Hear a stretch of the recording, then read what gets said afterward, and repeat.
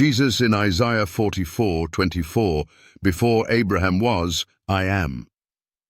Isaiah 44:24 says that Jehovah alone created the heavens and the earth.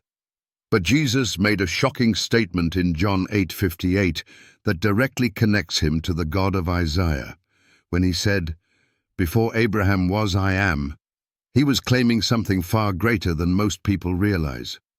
Stay with me as we break down the undeniable connection between Isaiah 44:24 and Jesus' divine identity. Section 1. Understanding Isaiah 44:24, the Creator speaks. Let's begin by closely examining Isaiah 44:24 and what it tells us about who created everything. Isaiah 44:24, KJV.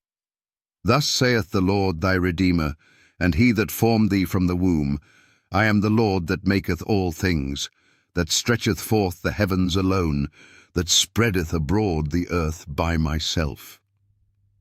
Key observations from Isaiah chapter 44:24. Shandan and Jehovah, YHWH, says he created all things alone, no helper, no co-creator. 2. The phrase by myself eliminates the possibility of an intermediary. 3. This verse establishes Jehovah as the sole creator of the universe. Big question. If Jehovah created everything alone, then why does the New Testament say that Jesus created all things? Section 2. Jesus' bold statement in John 8:58, I am. Now let's examine Jesus' words in the Gospel of John and how they connect to Isaiah 44:24. John chapter 8:58, KJV. Jesus said unto them, Verily, verily, I say unto you, before Abraham was, I am. Key takeaways. 1. Jesus didn't say, before Abraham was, I was. Instead, he used I am, an eternal present tense statement. 2. This is a direct reference to Exodus 3:14, where God revealed his divine name to Moses. Exodus 3:14, KJV. And God said unto Moses, I am that I am. And he said, Thus shalt thou say unto the children of Israel, I am hath sent me unto you. 3. By saying, I am, Jesus was identifying himself as the same YHWH who spoke in Isaiah 44:24. Problem for skeptics. If Jesus was only a created being, why did he claim the same divine name as Jehovah? Section 3. Jesus, the creator of all things. If Isaiah 44:24 says that Jehovah alone created the heavens and the earth, then how do we explain what the New Testament says about Jesus? John chapter 1:1-3, KJV. In the beginning was the Word, and the Word was with God, and the Word was God. All things were made by him, and without him was not anything made that was made. Colossians chapter 1:16-17, KJV. For by him, Jesus, were all things created, that are in heaven and that are in earth, visible and invisible. All things were created by him and for him. And he is before all things, and by him all things consist.